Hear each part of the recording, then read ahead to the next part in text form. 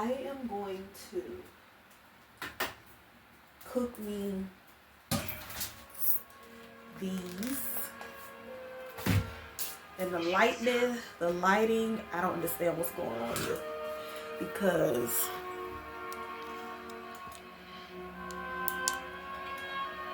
I have a light.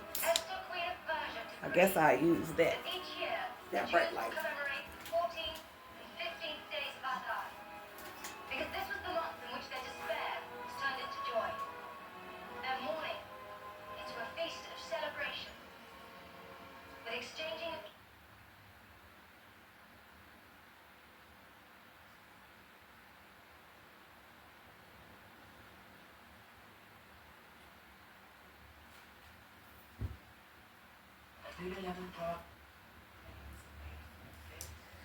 Okay, y'all. Like I said, I'm going to cook these hamburgers, and I am going to, I should cook them in the oven. I think that's what I'm going to do. I'm going to put them in the oven. That's exactly what I'm going to do. That way, I do not have to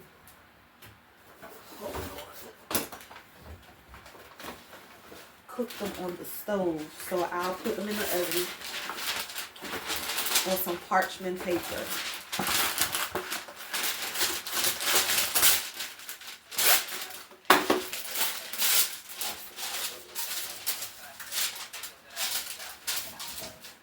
That's what I'll do.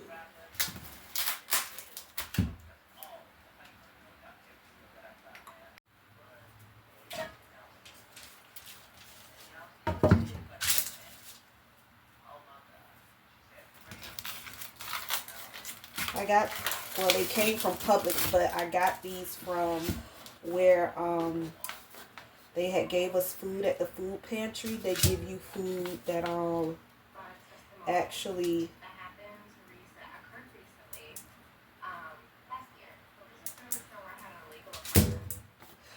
you can put in the refrigerator and stuff.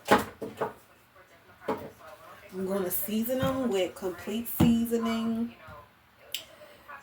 garlic powder, basil, and some slap your mama, and a little bit of salt.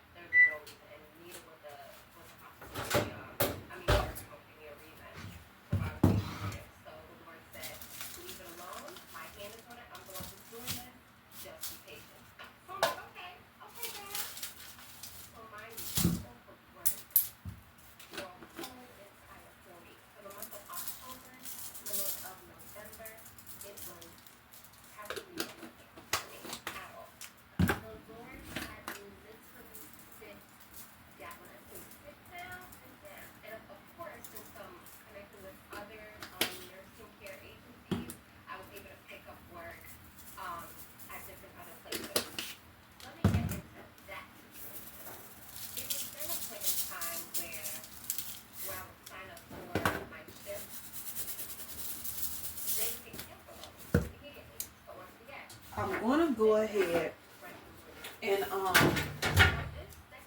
and let my onions and bell peppers sit in there too. That way I don't have to fry this stuff.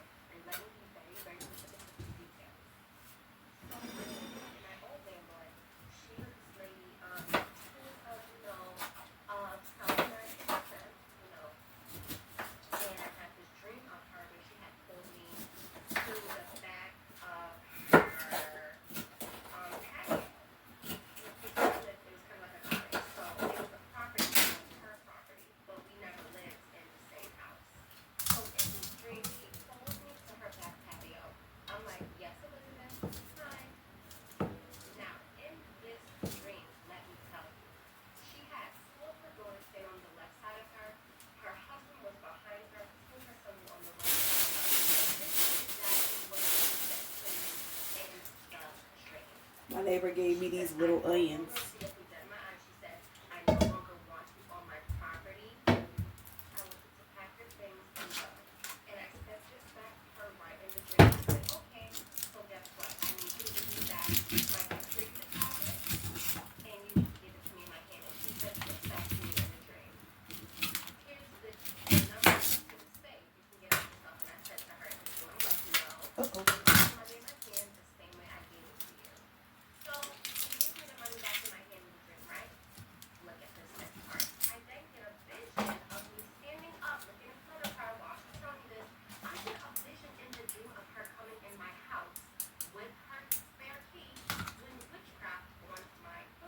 Wow.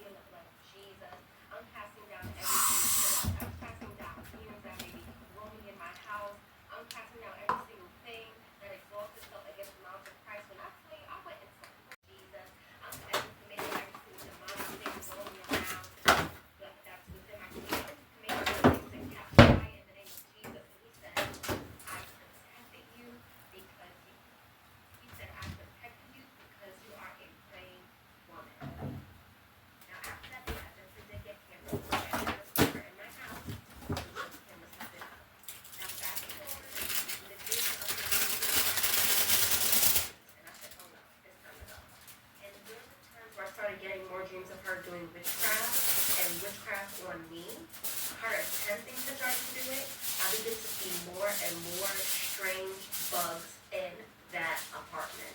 And this is the importance of dedicating your living space to God. This is the importance of having a prayer life. Because the Lord will protect you from things that you have literally no idea about. And I don't say this to make anyone scared or to make them fear, but to move within the authority that the Lord has given you.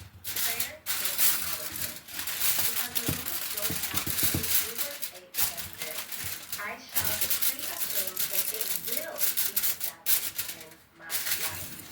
Now, I will say for sure, I will not stay here for long. I allowed the Lord to keep me in that place for a specific timing, and when He told me to go, which was immediately right after, very shortly right after, I packed my bags and I left. And the crazy part about it is that during the time.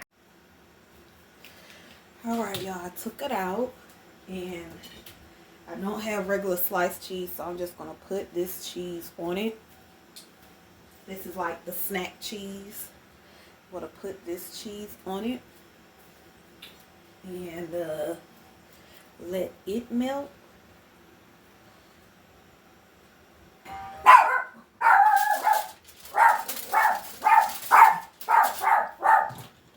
And I'm going to put it back in the oven. Somebody is at my door.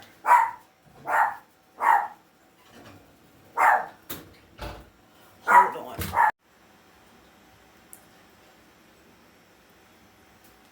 So I'm gonna let that cook for a little while longer.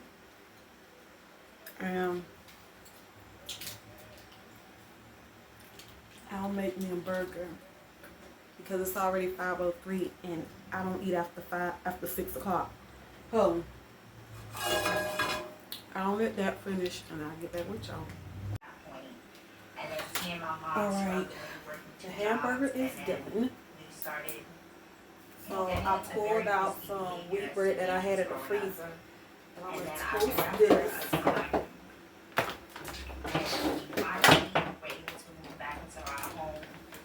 Because it's frozen. Struggles within my mom when it comes to dating, relationships, and things of that nature. So that started planting seeds in my mind too of just like doubt, dating, and relationships, and also based off of what I saw in my parents' But marriage. use Duke's mayonnaise because I like Then it. I remember the year that I was 15 years old, I met my first boyfriend.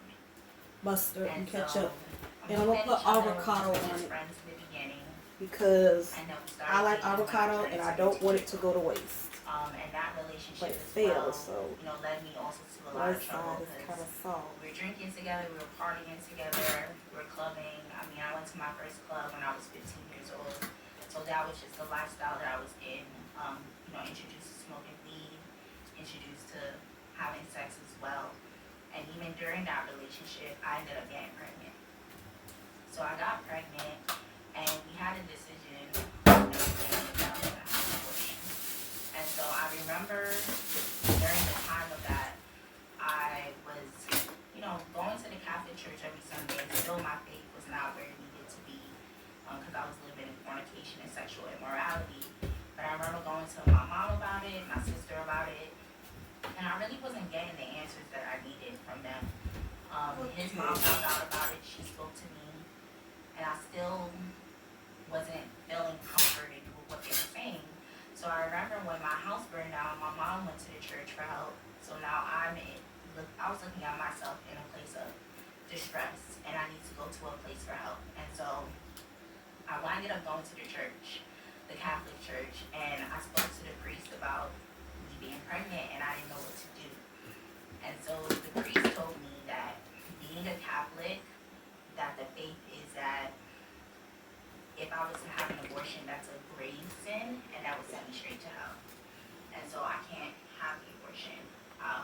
He gave me resources, he gave me pamphlets, and he kind of just sent me on his way. But I did question him during that time because I said to him, the fornication and the sinful lifestyle of having sex led me to getting pregnant. So wouldn't that send me to hell anyway?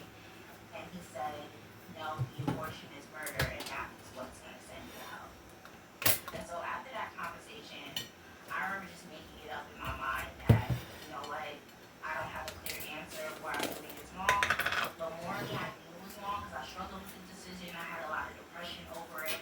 And so I just made up my mind that this is what I was going to do at the time. So I went to a Planned Parenthood.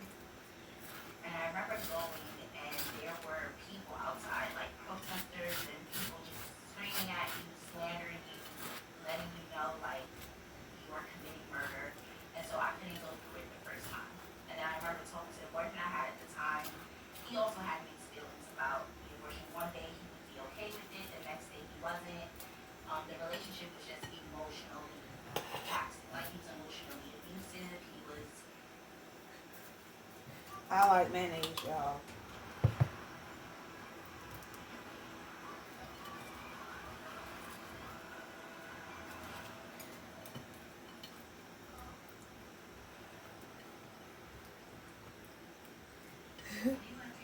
Yes, I do.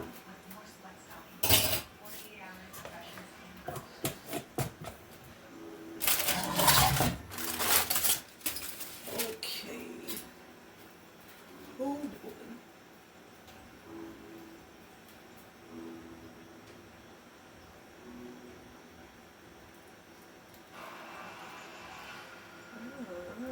Scraping up stuff. emotionally abusive. He was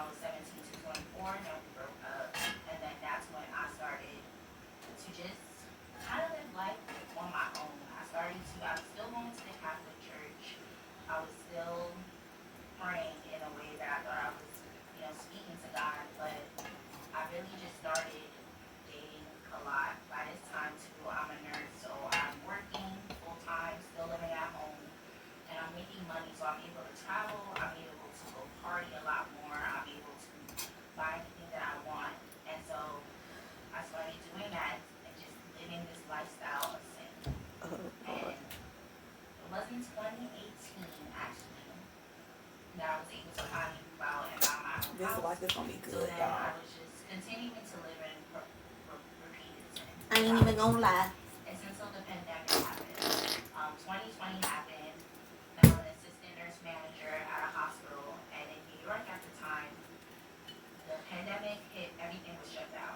We couldn't go anywhere. I couldn't really see my family during this time. I had to stay isolated and stay This at is home big. because of the risk of COVID. This is And big, so I'm y'all. seeing all of these people dying in the hospital. We have wards outside who are cheering for us as we're walking into work. And that's when I started questioning my faith. I started asking questions of Ooh, that's juicy, life y'all. and death. See? My own salvation started coming into question. And then also I'm ready for it. sermons started popping up. That's all I can say is I'm ready for it. And so I am ready for it. catching my attention. I stopped going to the Catholic church during the time because the churches were also closed. And so I'm watching youth sermons, and then they would always give a prayer of salvation. They would always, speak about the gospel. They would always talk about Jesus in a way that I've Well, we never gonna heard cut the Catholic this. church talk about. And so I started definitely questioning my faith. And during this time too, I went and sought therapy because I was always in therapy since I was a child. Just with the traumatic childhood that I grew up with, I always kept a therapist because I knew that it was very easy for me to slip into depression or anxiety, and I really always was aware of my mental health. And so I had a Christian therapist at the time, which I've never had a Christian therapist before, and she would speak the word of God over my life. She would But let I'm me gonna know put that this on the side because I want my God's image. avocado. She would speak Proverbs 31 verses over me, and she really opened my eyes up to what the gospel is and who I was created to be. And that was probably the first time in my life that I realized the way that I was living is in sin, and I don't have a repentant heart. And also realizing too that I'm saved by faith in Jesus Christ, that my salvation is not by my works, but at the same time too, I can't continue to live unholy and in this manner because it was also depressing to me. It was never fulfilling. It was always so opposite. All right, y'all. This is it. This is it.